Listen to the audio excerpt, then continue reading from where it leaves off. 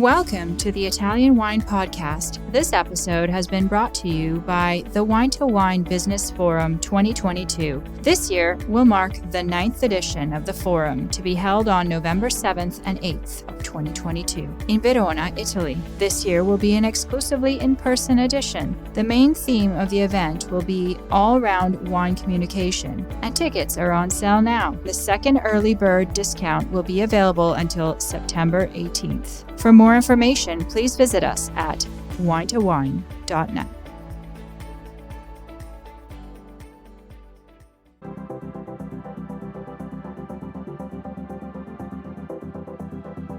Thanks for tuning in to Get U.S. Market Ready with Italian Wine People on the Italian Wine Podcast.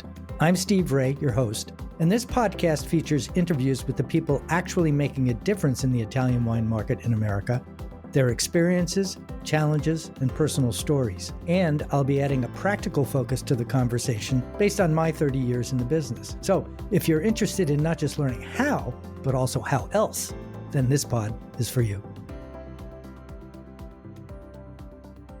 This is Steve Raye, and welcome to this week's edition of Get U.S. Market Ready with Italian Wine People. This week, my guest is someone I'm proud to be affiliated with and apprehensive about interviewing, Stevie Kim. And Stevie, welcome to the show. Hello. It's Joy's birthday today. So I think we should sing. Are you ready to sing live? 1, 2, 3.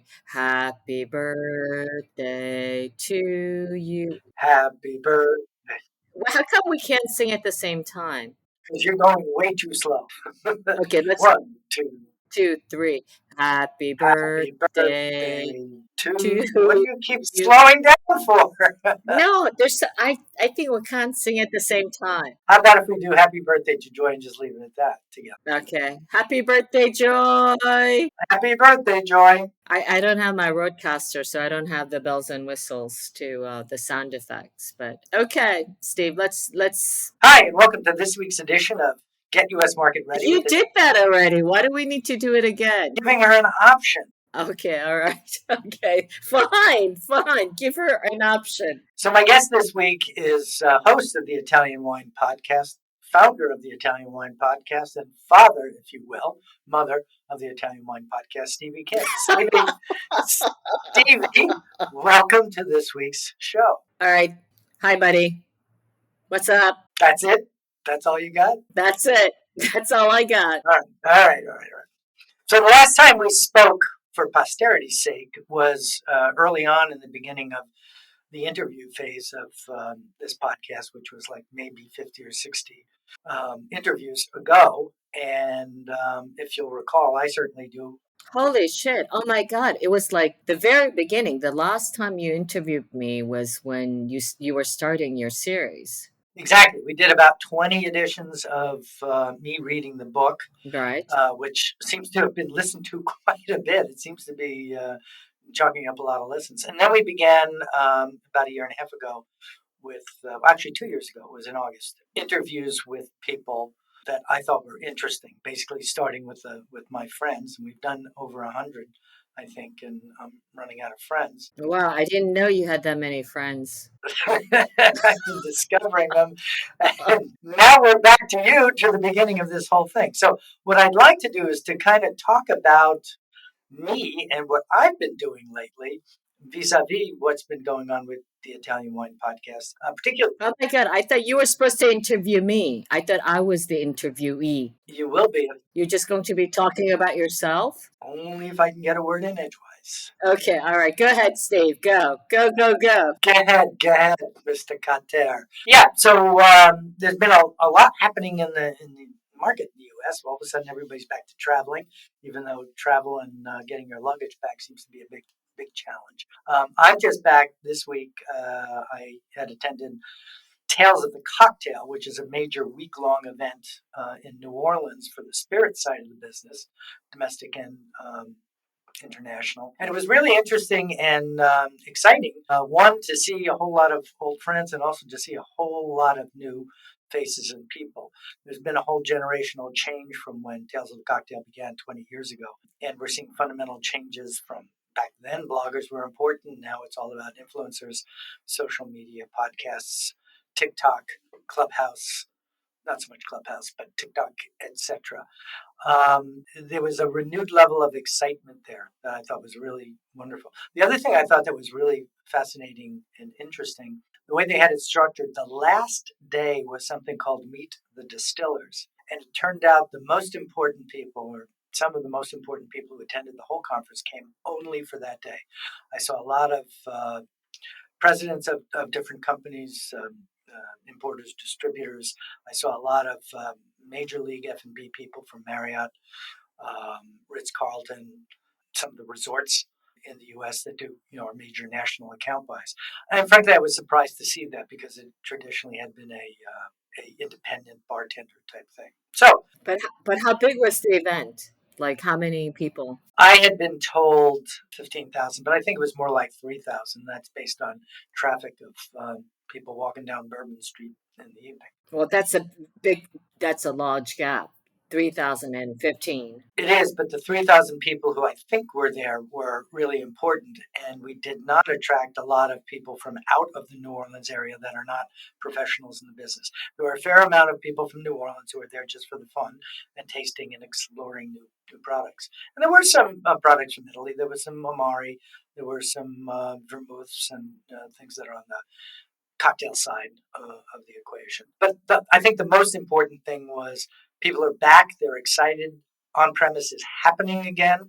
The biggest challenge everybody faces, no surprise, is staffing and also rising food costs. But what have you been attending wine events as well? Yeah, I went to, well, the last two happened to be spirits events. One was Bar Convent Brooklyn, which also reinvented himself and was similar to Dale's. And before that, we did Vinexpo New York, and we also did Provine. How was Vinexpo New York? Vinexpo New York had pretty good attendance. Vinexpo New York is still trying to find its niche in the U.S. market. There were a lot of producers from France there, which makes sense considering the origins of Vinexpo from Vinexpo, which used to be in Bordeaux. But we're expecting WSWA next year to be significant, and that's kind of it for the trade show season. So that answers your questions. Now it's time for me to get into my questions. Alrighty. So the next big thing that's coming up in my life is Wine to Wine, which is your baby. This is now, I believe, the 8th year, if I'm not mistaken, maybe 7th. No, it's the 9th edition. So I got it wrong on the other side. The 9th edition, the first two I wasn't invited to, but we're not going to talk about that. I've been to the other. Honey, that was like 9 years ago. Okay. Hang it up. Jeez. You either were or weren't invited, and I wasn't. In any case, it's turned out to be a really, really important event, at least in the world that I frequent with the people that I meet and consider or talk to, because it's all about what's happening next and how things are changing, and on a practical level, how to adapt. One of the intros I do for this show these days is to say it's not so much about how to do things, it's how else to do things. And I think Wine to Wine really touches on that. Last year, there was a lot of focus on e-commerce and the internet and social media from a variety of standpoints. And next year, my understanding is the focus is going to be on communications. Can you give us a little clarity on what you mean by communications? Oh, I don't know, to be quite honest. Well, it was your idea.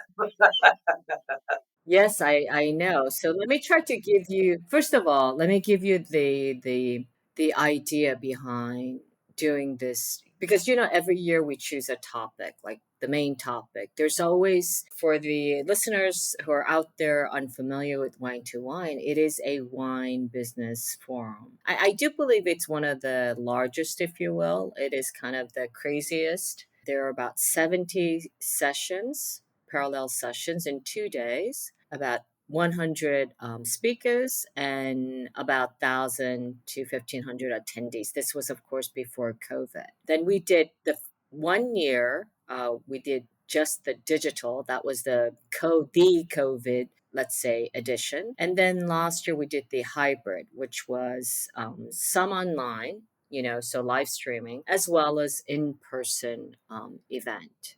It was a little hectic, but we were able to pull that off. So this year, you'll love this, Steve, because this is for like old people like you and me. This edition there will be no live streaming. There will be no digital. There will be no apps. It is only going to be in person. Which is great. I actually wanted to ask the legal department of Verona Fiere if I can sequester all the smartphones at the entrance, but I'm not sure. And yeah, I'm not sure. Maybe I can make it as optional because the point is that I think, even if you not even a conference, but if you ever go to even just a staff meeting or just I know what you mean. People are looking at their phones and not paying attention. everyone is on their damn phone, Yeah. right? So, like, I wanted to just take that away from everybody and have people listen to each other. That's kind of my thing.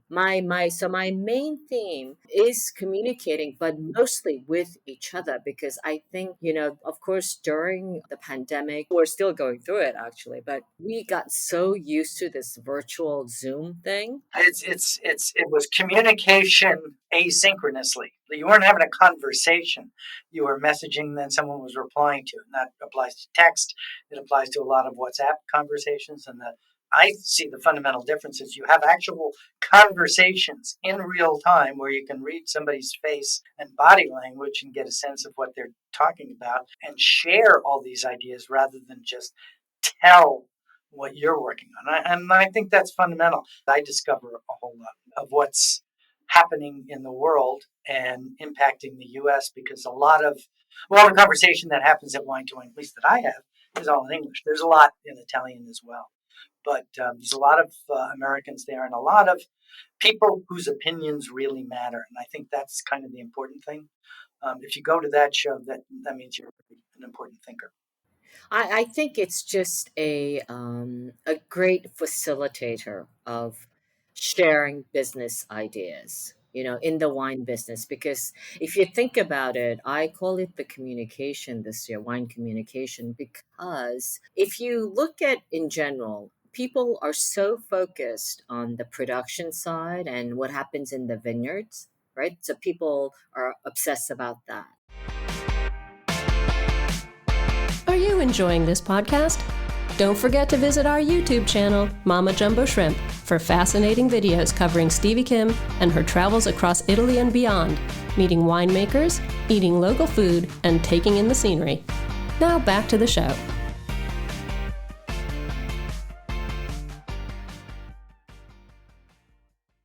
All the winemakers, all the vineyard management, now with all the, climate change, the terroir, microclimate, etc.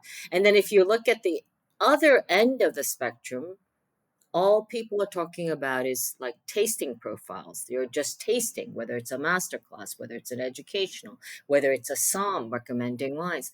It's all about tasting the wines. But in order for the wine to travel from the vineyard, from the winery to the tables of the psalms or the restaurants or the master classes, there are so many people involved to make this happen. And all of that is all about the entire connectivity happens through the people who are committed to promoting, educating, and communicating about wine. So I wanted to get, I suppose, a little bit more people involved in part of this, supply chain, if you will. So how do you define wine communication? It's kind of an all or nothing term. It's like when people say, what is digital marketing, right? So what we're doing something new is, for example, we're bringing in tons of wine agencies, like whether they're doing PRs or just media agencies, because their role is so important, right? They're bridging the gap between the producers and the rest of the world. So for the first time, we'll have dedicated panels to these partner agencies, and they will be talking about mostly their case studies so that they can share with the producers. But then, of course, we do have what you spoke about when you went to New Orleans about the wine influencers, because I think when we first started talking about wine influencers, we mostly spoke about kind of the Instagrammers. I mean, the real wine influencers were, of course, Spectator or Robert Parker of the situation, the wine critics in the past or wine writers. And now with social media, I think it has kind of become a little bit more superficial, if you will, right? So, and it's gone to the Instagrammers. But now I think there's kind of a turn and people are more focused on people who are creating content. But we want to know who they are. And also, we have one, like I try to choose kind of the benchmark personalities of each area. Like, someone who's very good at TikTok, she's coming, and someone who's very good at YouTube to give us, kind of the share their business model, if you will, and their philosophy of approaching and broaching this social media realm. Because I think, let's be honest, people in the wine business, their forte is not communication. They're vis-a-vis social media and digital marketing. So we are trying to bring the best, kind of the benchmark. At least I'm not sure I can say they're the best, but very competent and somewhat successful in their own range to illustrate how they've done it and share their experiences. One thing you've left out is the thing we're doing right now, which is podcasting. And you've asked me to talk about that. And that's something I have to write. My plan is to interview a whole lot of people who are doing this and seeing if we can connect the dots between doing podcasts and ROI. That's always been kind of fuzzy math between a stimulus and a result, but it's something that measurement is becoming more and more mission critical in any marketing expenses these days. The senior management is asking for, show me what I'm getting for that in terms that matter to me or to my customers. I don't personally have the answer to that. I'm going to be digging it out, and when I speak in November, I'm going to come with a lot of data. Well, I think the podcast for us obviously has been very interesting, right? I mean, the way it has evolved. We started with Monty Walden. We asked him to interview a bunch of wine personalities, wine people, participating in two moments. One during Vinitaly Opera Wine, and the other moment actually during Wine to Wine. And then we used to roll out all of the interviews throughout the year. So that was kind of the main spiel behind it. And then the pandemic struck and we started doing daily shows. So 2017, when people, even now, to be quite honest, a lot of the wine producers, when I say podcast, they're like, huh? What is that? Where do I get that? Like, how do I find that? Right. Right. So it is still relatively unknown for the wine industry, at least in Italy. But if you think that we've started in 2017 and the entire year, calendar year 2017, we had 22,800 listens. And now, the past 12 months, we've done more than 2 million. So it's absolutely gone. It's been explosive. And in addition to that, we've started the sister channel of the videos. It's called Mama Jumbo Shrimp. And we have just started also replaying that through the other channels in Russia. So in Russian, for the Russian audience, and also today to China through their YouTube channel, Billy. So I think it will become quite exponentially expansive.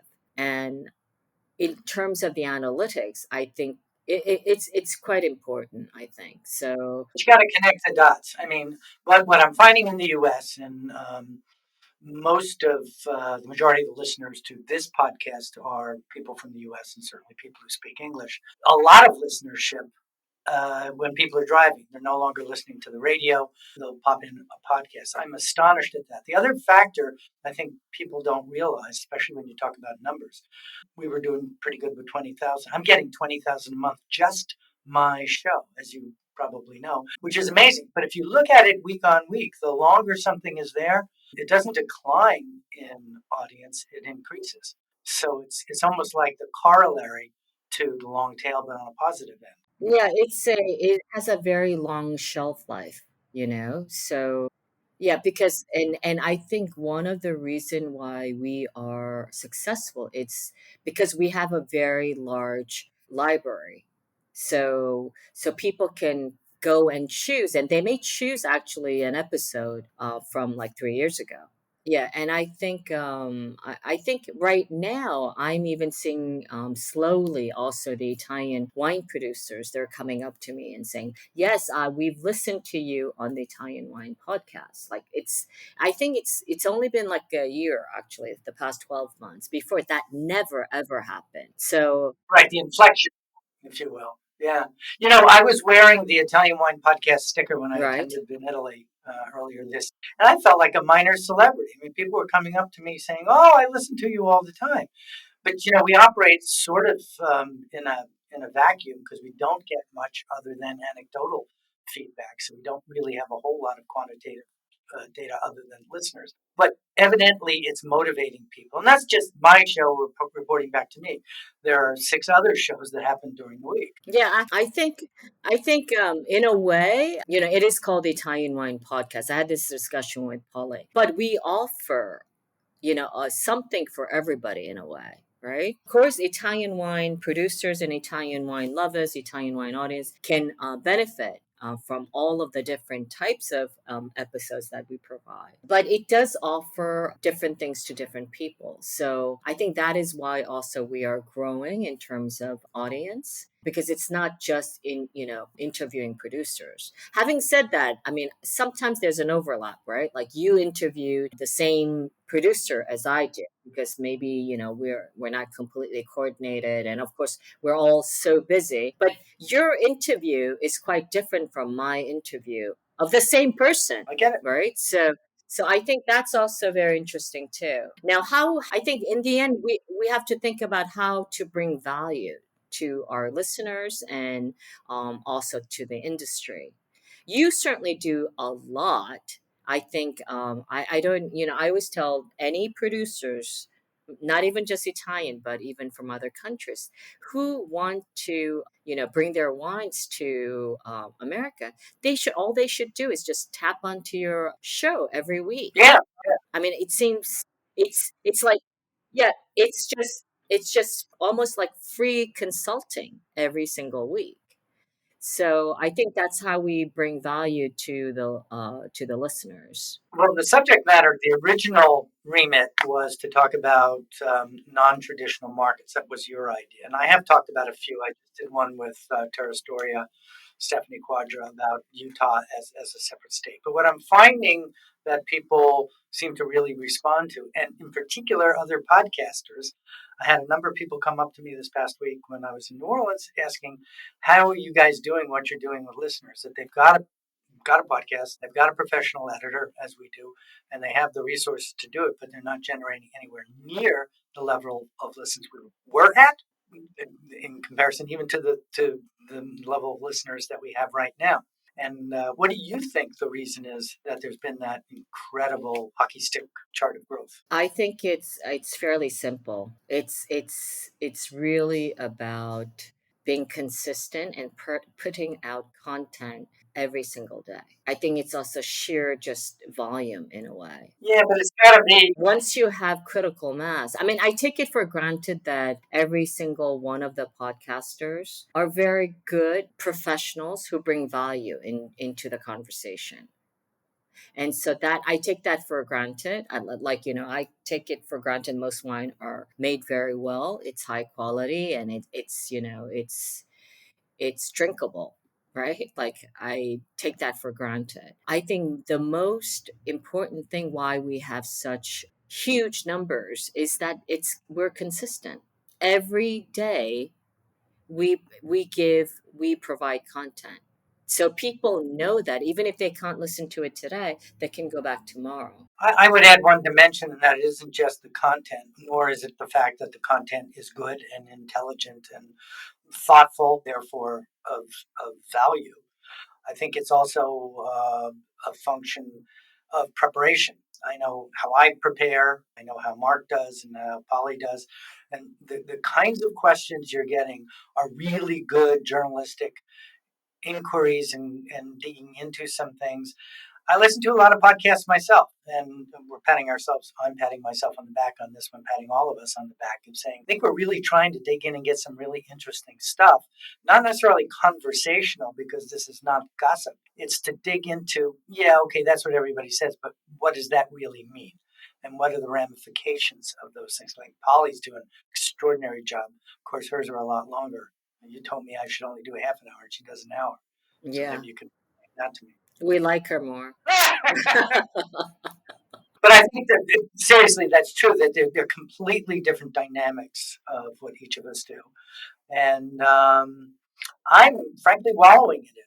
I'm enjoying the response we're getting, and I'm also really enjoying the digging into it. And at the end of the day, if it wasn't fun, I wouldn't do it. Yeah, I mean, jokes aside, I really thank you so much for doing this, Steve. We love your podcast. I listen to every single one of your podcasts at some point during the week because I do think it's kind of how I keep abreast of what's happening stateside in a way. Yeah, it's like one of the industry newsletters that only carries 3 or 4 stories a day, but it happens every day. This is happening every week. Yeah, I mean, I feel like that's all the new players, from the wine industry from stateside. I love it. So I think the audience they feel the same way, and all of you, like you yourself, and now you said Mark. Mark, of course, he's an extraordinarily intelligent and a great person, incredibly generous, and of course, he brings the food and the travel, and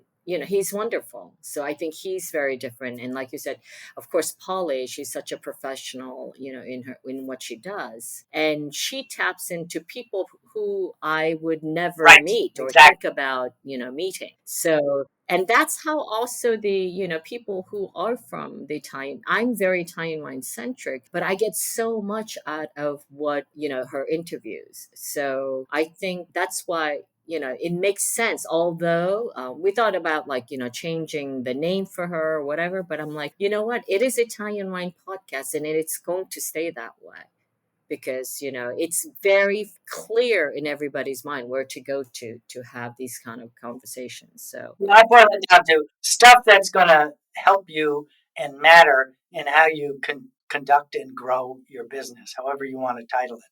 And if it skews off to some other things, there's always relevance to Italian wines that may be more industry centric, but certainly applicable to Italian wines per se. yeah, so I think we should close off this pod right now because it's half an hour into the conversation. So I did want to remind everyone that Wine to Wine is happening in November, 7th and 8th of November in Verona, only in person. We will, I suppose, put it on the platform maybe a week later. I'm not sure. I've not decided yet, but there will be no live streaming. So any of you who can come to Verona, that's wine2wine.net. I hope you can join us because there are some wonderful people coming to the event, and more importantly, wonderful speakers. I agree. Okay. Okay, so Stevie, Yeah. what's the big takeaway?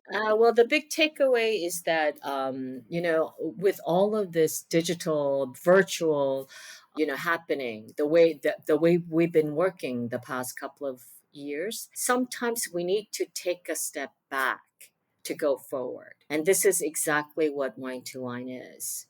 We're going to do only in person and try to listen to each other. And because I think the lost art of listening is something to think about. Yeah, that's a really good point. Okay, this is Steve Raye saying thank you for listening to the interview this week. It was with Stevie Kim, who's the doyen of this whole operation. And we'll see you next week with another interesting edition of Get U.S. Market Ready with Italian Wine People. Okay, ciao ragazzi. Ciao Steve. Happy birthday.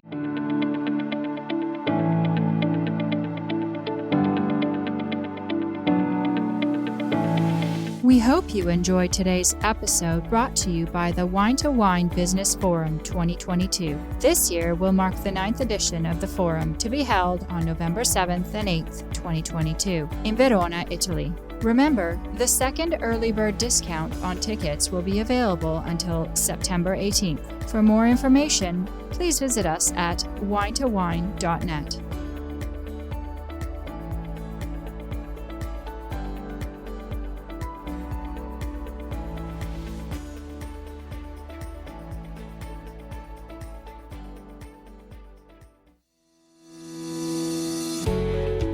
Hi guys, I'm Joy Livingston and I am the producer of the Italian Wine Podcast. Thank you for listening. We are the only wine podcast that has been doing a daily show since the pandemic began. This is a labor of love and we are committed to bringing you free content every day. Of course, this takes time and effort, not to mention the cost of equipment, production, and editing. We would be grateful for your donations, suggestions, requests, and ideas. For more information on how to get in touch, go to ItalianWinePodcast.com.